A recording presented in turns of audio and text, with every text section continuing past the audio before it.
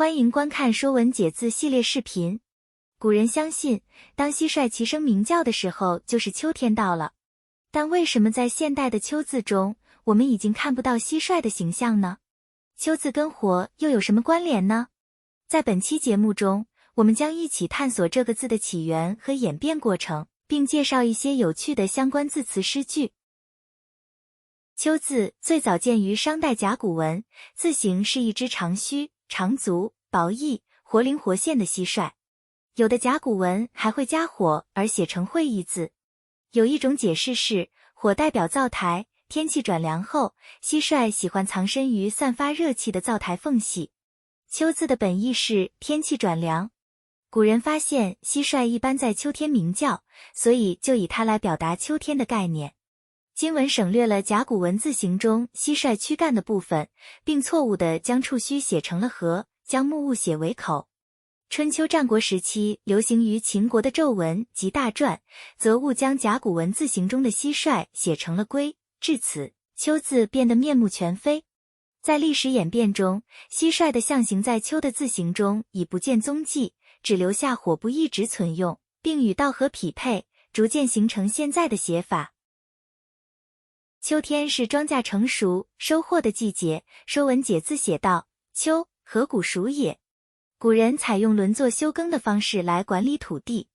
在秋季收割庄稼后，他们会将秸秆焚烧，然后让这片土地在下一个季节里休养生息，以恢复其肥力。尽管如今仍有一些农村地区保留了这一传统习惯，但由于环保意识的提升，许多地方已经禁止了秸秆焚烧。因此，秋字中的火象征着秋季庄稼收割后焚烧秸秆的习俗。在商代和西周前期，一年只分为春秋20，因此春秋代表了一年的时间。直到后来才出现了冬夏20，才有了四季的概念。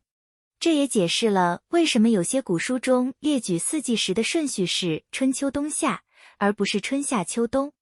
秋是一年中的第3个季节，有时也用来指代整个季节。在中文表达中，常用一日不见，如隔三秋来比喻思念深切、度日如年的心情。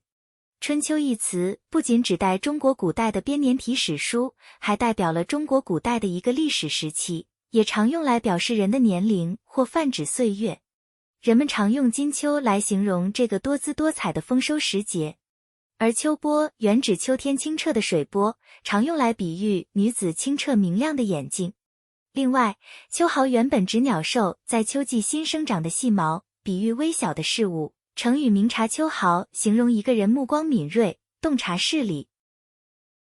描写秋天的古诗词有很多，比如唐代诗人杜牧的《山行》：远上寒山石径斜，白云生处有人家。停车坐爱枫林晚，霜叶红于2月花。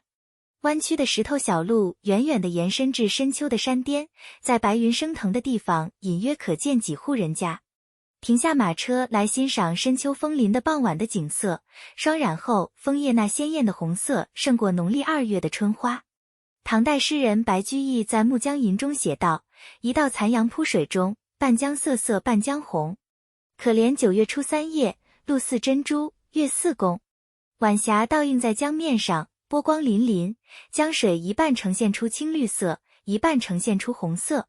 最可爱的是那农历9月初3的夜晚，露水像珍珠一样晶莹光亮，朗朗新月形如弯弓。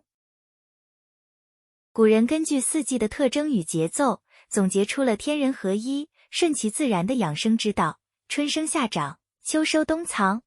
这意味着人类应该顺应大自然的规律，做出一些季节性的适应和调整。春天是万物萌发的时节，夏天是茁壮生长的季节，秋天则是丰收的季节，而冬天是储藏能量的时候。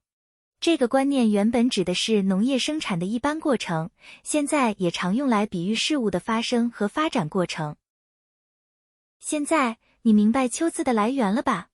我们也一起学习了一些与秋相关的字词诗句。如果你喜欢以上内容，请记得帮我们点赞。欢迎订阅我们的频道，以观看更多的优质双语教育内容。